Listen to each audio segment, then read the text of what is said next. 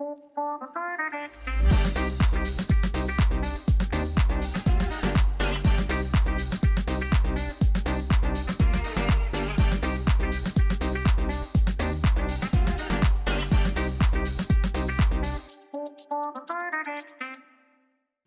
so straight off the bat, most of these sounds are available natively within Ableton, and for the ones that aren't, I'll leave the names of them in the description, and you can download them from Splice. And I'll also leave a link to the full project file, which you can download for free. So let's dive right into it. So starting out with the drums, we'll load the Ableton 909 kick on every quarter note, and the Ableton 909 clap on every 2 and 4. Then, in a new track, we'll load in the drum rack, and we'll add in a snare, an open hat, a closed hat, and then a really tight hat. And then you'll want to input the hats and snare like this.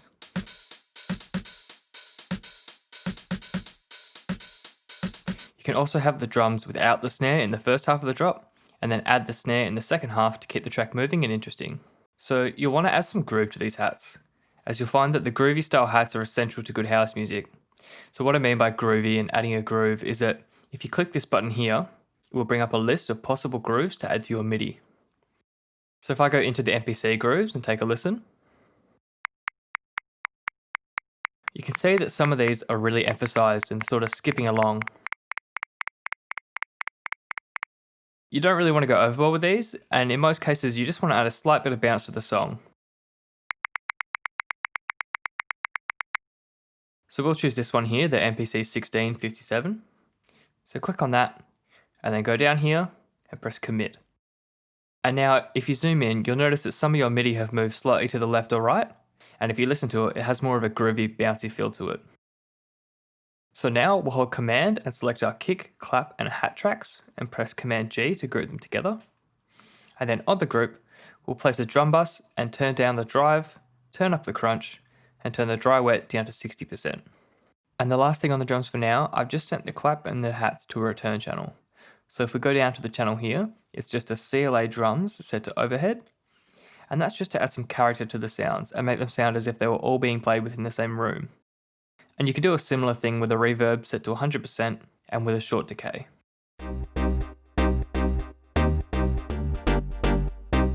So for the chords, I've taken this sample from Splice that I thought was pretty cool.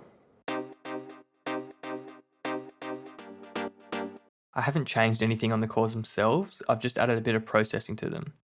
So I have an auto filter which is cutting out the sound as it's introduced in the beginning of the track that you can hear here.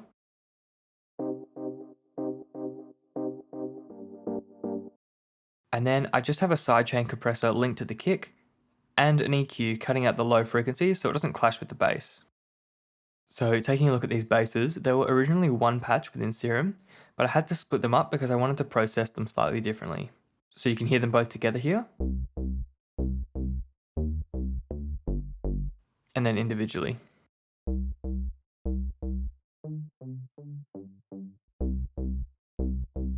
So the Serum patches for these basses are really easy and simple. Firstly, for the low bass, we have a square wave pulled down 1 octave, and that's being sent to the filter, which I've set to MG Low 24, and then I've turned the cutoff up to 45 Hz, the resonance to 40%, and the drive to 20%. Then, on envelope 1, we've pulled down the decay and the sustain, while bumping up the release a bit.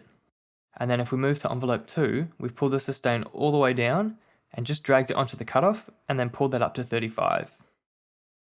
Then moving on to the second patch, the only difference is that there's slightly less resonance, and the cutoff is at 37%. And instead of a square wave, we have a saw wave with 2 voices of unison, with the detune set to 0.13, and it's playing 1 octave higher than the square.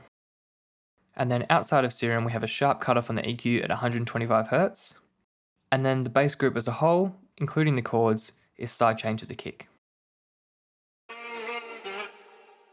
So these vocal chops came from this sample here.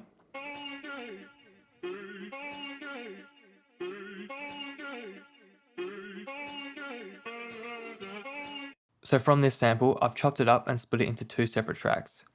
One is of the original pitch, and one is transposed up 12 semitones or 1 octave. To do this, I used the Elastic Pitch VST, and then I froze it and flattened it because it was causing quite a bit of latency. So from there, I split the vocals into 3 main sections. There is this one, which is played in the intro to introduce the listener to the sound.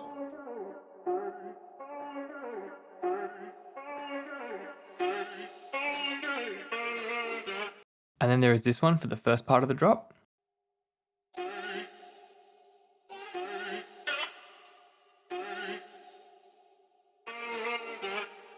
And then we just have this last bit here.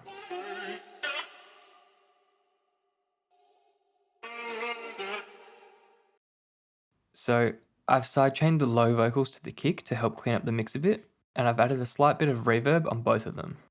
So I used the vintage Valhalla Verb, and I've chosen the Vocal Hall preset, and then I've lowered the mix and the decay and increased the high frequency damping. Then on the pitched up vocal, I have the same reverb, but I've extended the decay to 2 seconds. And then finally on the vocal group, I just have some auto filter and volume automation on the build up and pre-drop sections.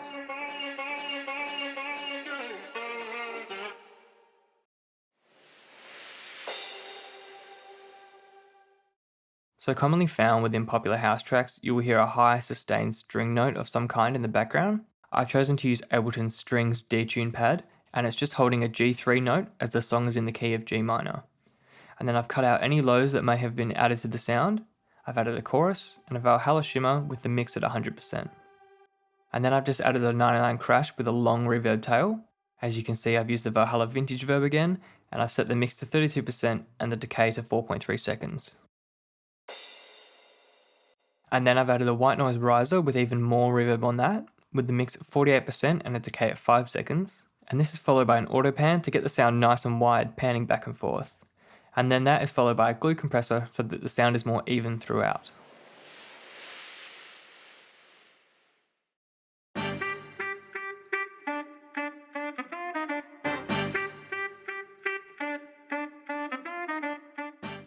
Finally, there is just some extra things that you can add to really fill out the track and keep it interesting.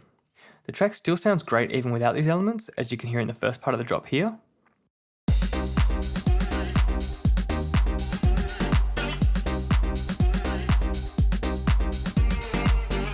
But when you add some extra elements and really fill out the mix, it can keep the track interesting and constantly progressing.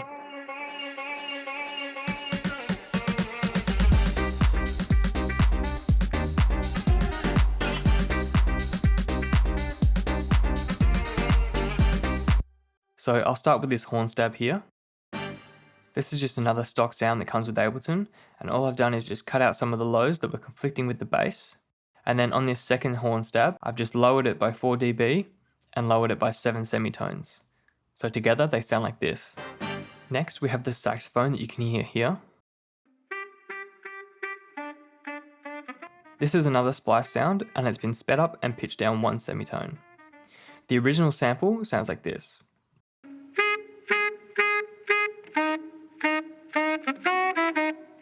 And then from there, on the group, I've just added the exact same reverb that was on the low vocal chops. And finally, we've just added some extras to the drums in the form of a shaker loop and a reversed kick 99 sub. So the reverse kick helps to pull the song into the next section of the track, and the shaker really helps to fill out the high end, and it's just low cut and sidechain to the kick.